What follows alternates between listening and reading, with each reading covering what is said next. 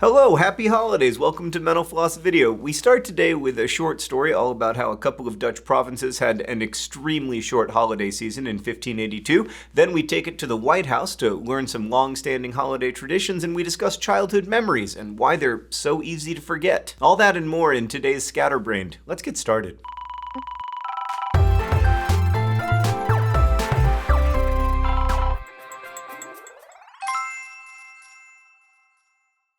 If you love the month of December, you might be sad to learn that a few centuries ago, some Dutch people had a very short one.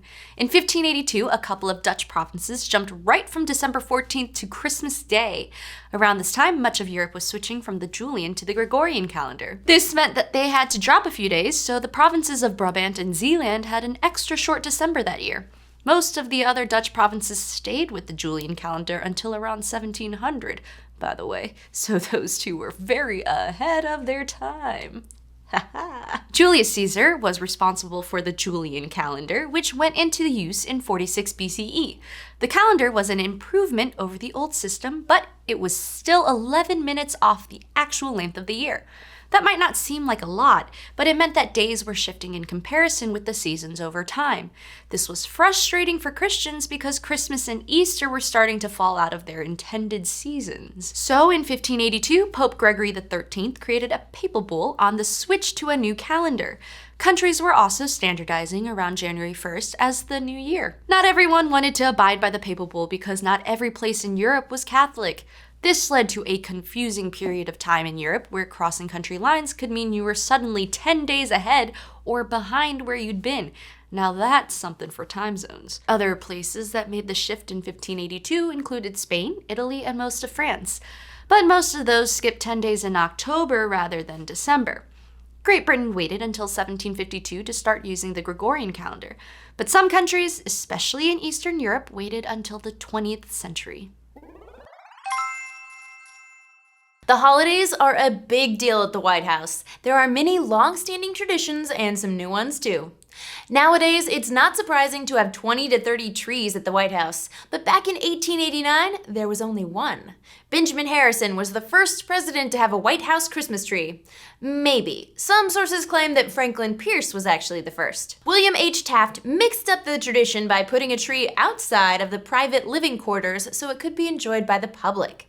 Theodore Roosevelt tried to avoid putting up a tree because he didn't like the practice, but his son Archie snuck one in. A newer tradition, starting in 1975, is the cranberry tree in the White House's Red Room. It's a small tree with about 200 real cranberries glued onto it. So new trees have to be made every year. 2 get made because the cranberries don't last the entire season. Seems like a lot of work. And speaking of food-based decorations, gingerbread has been part of White House holidays since 1929, when First Lady Lou Hoover put cookies on a Christmas tree. In 1969, when Richard Nixon was president, the White House's first gingerbread house was displayed. During the 90s, gingerbread White House replicas started going up, usually incorporating some theme. Like in 2002, for an all creatures great and small theme, a marzipan version of every former presidential pet sat outside the replica. Many presidents have enjoyed involving children in the festivities, like Andrew Jackson, who orchestrated a snowball fight inside the White House for his kids and grandkids.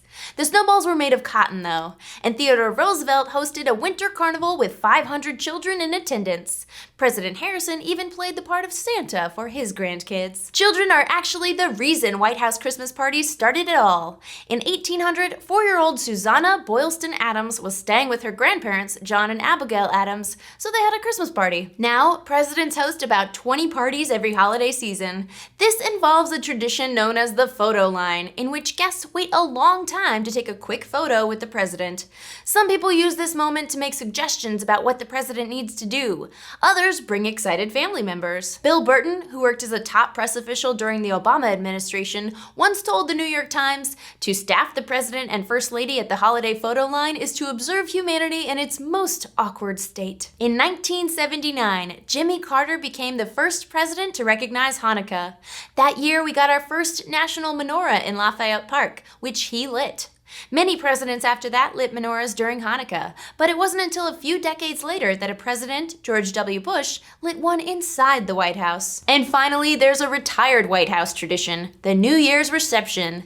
These occurred on January 1st from 1801 to 1932, with a few skipped years for various reasons. It was an open event. People could line up outside the White House, whether they were a government official or just a regular citizen. But you had to be prepared to wait a while. Sometimes there were over 6,000 guests trying to attend. With the holidays comes reminiscing, so let's talk about memories. Childhood memories are mysterious, but we do know a little about them because people have been studying them for a long time. The age of our earliest memories vary a lot from person to person. It's pretty safe to assume that adults won't remember anything from when they were 18 months old or younger. But some have memories from when they were 3, others might not remember anything earlier than when they were 8 years old. 8 to 9 years old is actually an important time in memory research. In one study, 3-year-old children were asked to talk about their lives. When they were prompted to remember the same stories at the age of 5 to 7, kids did pretty well with over 60% recollection. But kids who were asked when they were 8 to 9 did around half as well. Research from over the years has shown that typically a person's earliest memory will be a meaningful emotional one, something like an injury or a sibling's birth. And scientists aren't totally sure why we lose so many of our early memories, but some believe it has to do with how quickly babies are growing cells in the hippocampus, a part of the brain that helps adults store memories. Maybe those rapid developments and changes don't allow as good of memory storage for infants. It's tough stuff to research. Thankfully, there are people with highly superior autobiographical memory, which is super convenient. It's a small group. Scientists are only aware of about 100 people who have it. These people can very accurately remember every day of their lives. What a nightmare. Researchers have found that compared with an average person, their brains have more active connections between the posterolateral temporal and ventrolateral frontal cortices. They also have more of a parohippocampal gyrus, which is the gray matter in the brain that surrounds the hippocampus. We do know one thing that helps memory. Studies show that children have better recall when their parents tend to ask for a lot of elaboration and detail when the child is telling a story. In one study, researchers showed a box to 46 children between the ages of 27 and 51 months. It was a magic trick. A toy that went into a box would come back out the bottom in a much smaller form. For 3 days, the children interacted with and commented on the box. Then, when they were between the ages of 10 and 12, they were prompted to talk about it again. 1/5 of the kids remembered, and the parents of the kids who remembered tended to note to the researchers that they heard a lot about that box in the days after the initial experience.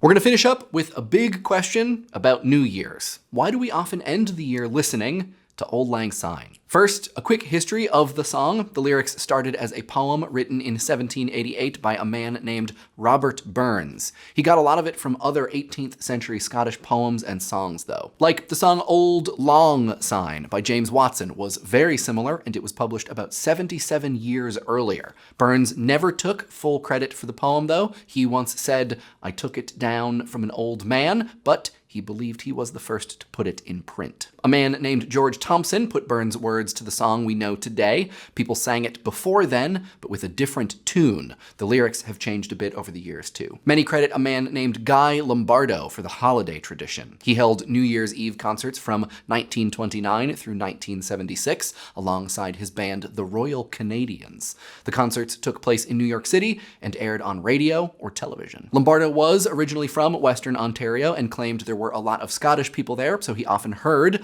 Auld Lang Syne at the end of dances. He brought that tradition to his New Year's Eve concerts in the States.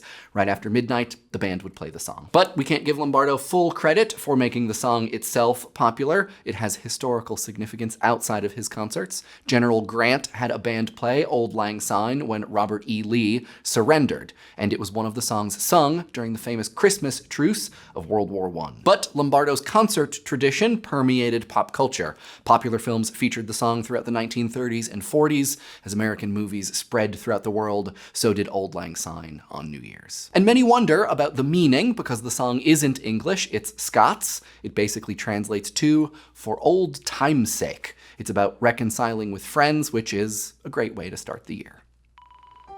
Thanks for watching Mental Floss video, which is made with the help of all of these nice people, and as they say in my hometown, don't forget to be awesome.